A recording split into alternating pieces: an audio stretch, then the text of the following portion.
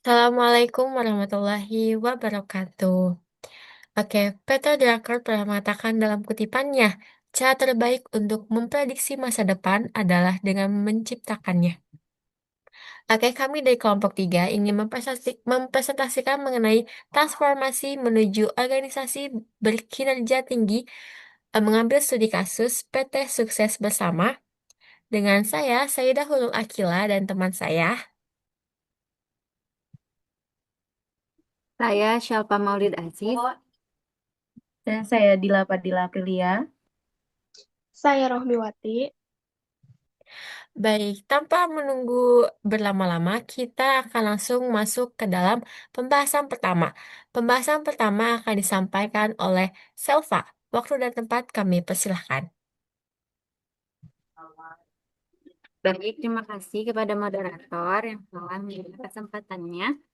Eh, Nah, untuk materi ini, kami mengambil studi kasus dari PT Sukses Bersama, di mana PT Sukses Bersama ini sedang berada pada fase ketidaksiapan internal untuk menghadapi perubahan eksternal yang sangat cepat.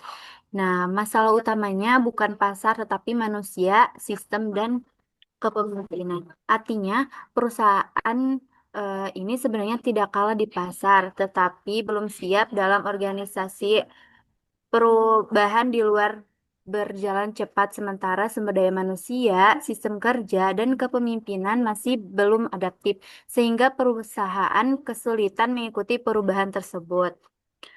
Baik, next.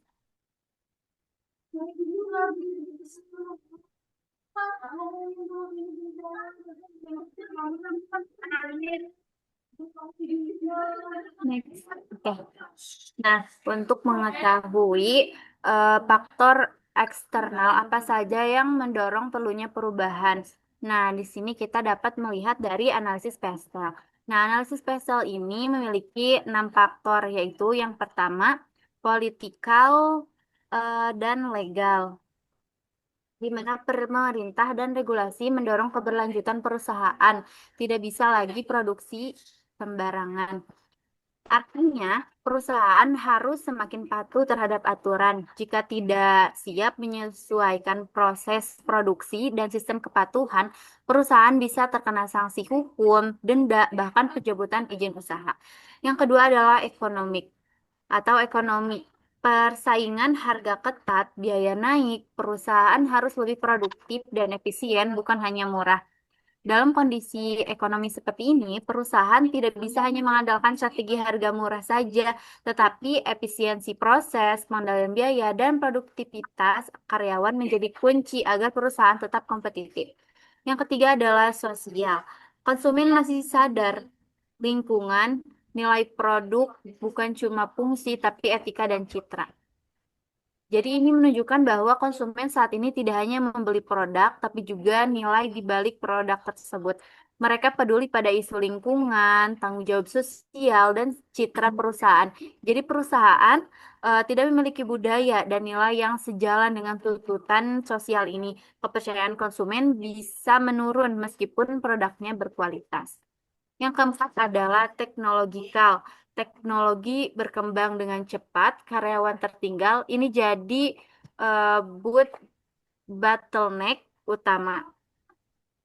Masalahnya bukan teknologinya yang tidak ada, tetapi kesiapan sumber daya manusia dalam menggunakannya. Ketika karyawan tidak memiliki skill digital yang cukup, teknologi justru menjadi hambatan, bukan solusi.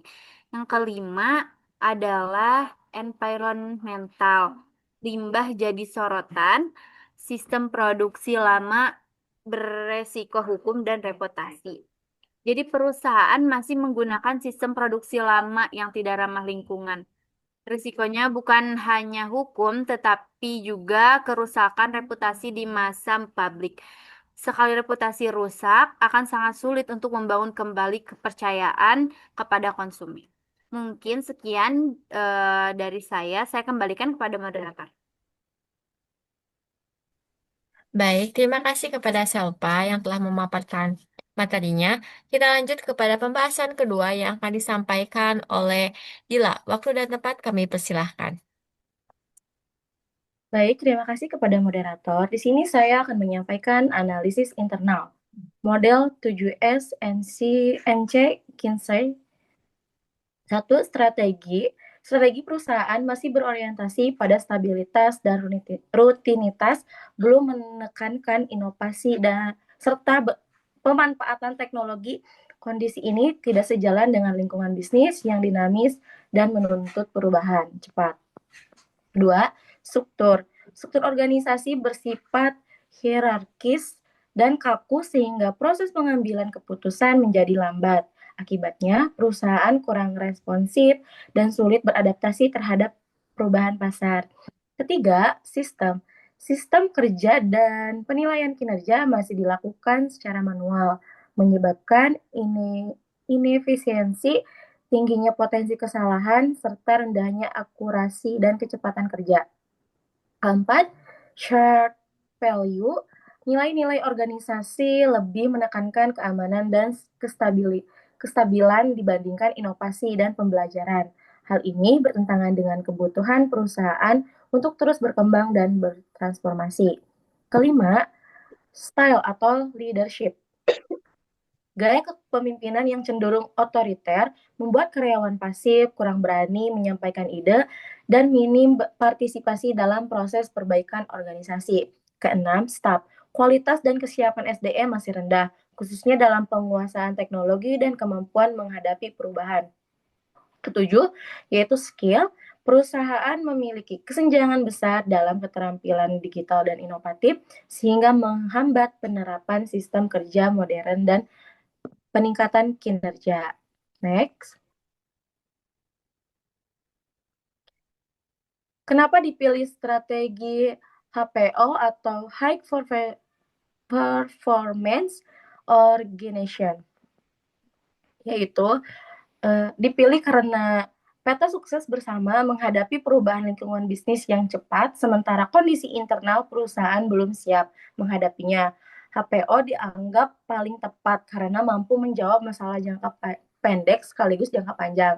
Alasannya, lingkungan eksternal menuntut kinerja tinggi dan adaptif, persaingan ketat, perkembangan teknologi, serta tuntutan keberlanjutan mengharuskan perusahaan bekerja lebih efisiensi, inovatif, dan responsif terhadap perubahan. Kedua, masalah utama ada pada SDM dan sistem internal, rendahnya kompetensi digital, sistem kerja manual, dan kepemimpinan otoriter tidak dapat diselesaikan hanya dengan perbaikan operasional biasa. HPO fokus pada penguatan manusia, sistem, dan budaya kerja. Ketiga, HPO menekankan kinerja berkelanjutan, bukan sesaat. Strategi ini tidak hanya mengerjakan keuntungan jangka pendek, tetapi membangun organisasi yang kuat, konsisten, dan siap menghadapi perubahan di masa depan. Keempat, menyelaraskan strategi, struktur, dan budaya organisasi. HPO memastikan seluruh elemen organisasi bergerak searah, mulai dari strategi, kepemimpinan, sistem kerja, hingga nilai bersama. Yang terakhir, kelima, mendorong inovasi dan keterlibatan karyawan dengan kepemimpinan transformasional dan sistem penghargaan berbasis kinerja. Karyawan menjadi lebih aktif, kreatif, dan bertanggung jawab terhadap hasil kerja. Kesimpulan singkatnya, strategi HPO dipilih karena mampu menjawab tantangan eksternal sekaligus memperbaiki kelemahan internal perusahaan melalui pengelolaan SDM, sistem, dan budaya organisasi secara menyeluruh sehingga tercipta organisasi yang adaptif dan berkinerja tinggi. Mungkin itu saja yang bisa saya sampaikan. Saya kembalikan ke moderator. Baik, terima kasih kepada Dila. Oke, kita lanjut ke pembahasan yang ketiga yang akan disampaikan oleh Rahmi. Waktu sudah tepat, kami persilahkan. Baik, terima kasih kepada moderator. Pada slide ini, kita melihat bagaimana strategi HPO diterapkan melalui praktik manajemen SDM. Pertama, pelatihan dan reskilling. Pelatihan dan reskilling dilakukan untuk menutup gap kompetensi, terutama menghadapi perkembangan teknologi dan perubahan cara kerja.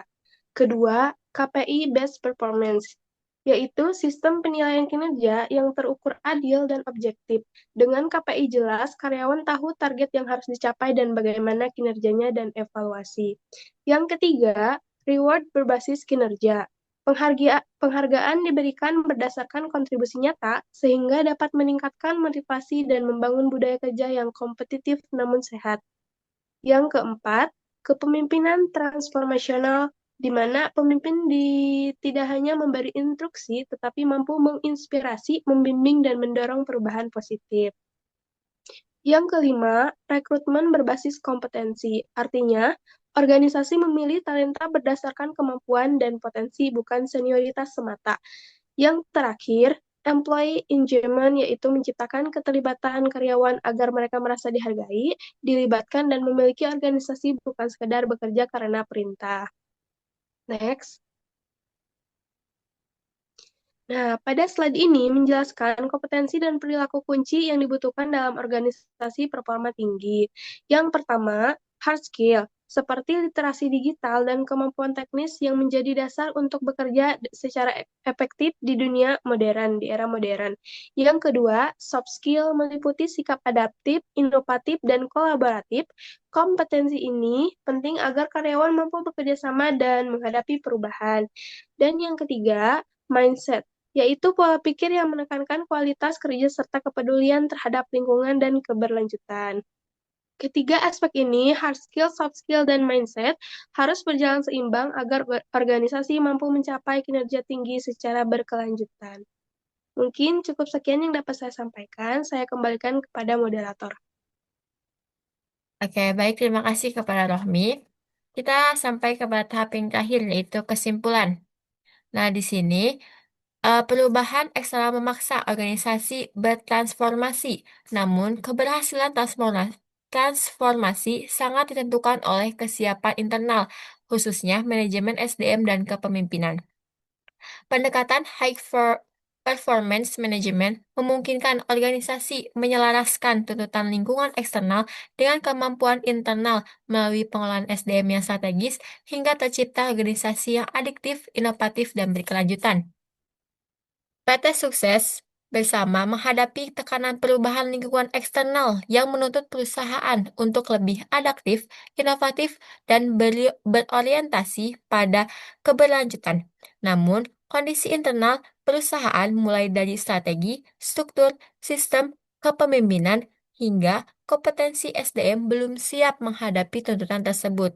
Oleh karena itu, transformasi menuju High Performance Organizing (HPO) menjadi solusi yang tepat melalui penerapan manajemen SDM yang strategis, pengembangan kompetensi digital, sistem kinerja berbasis KPI, serta kepemimpinan transformasional.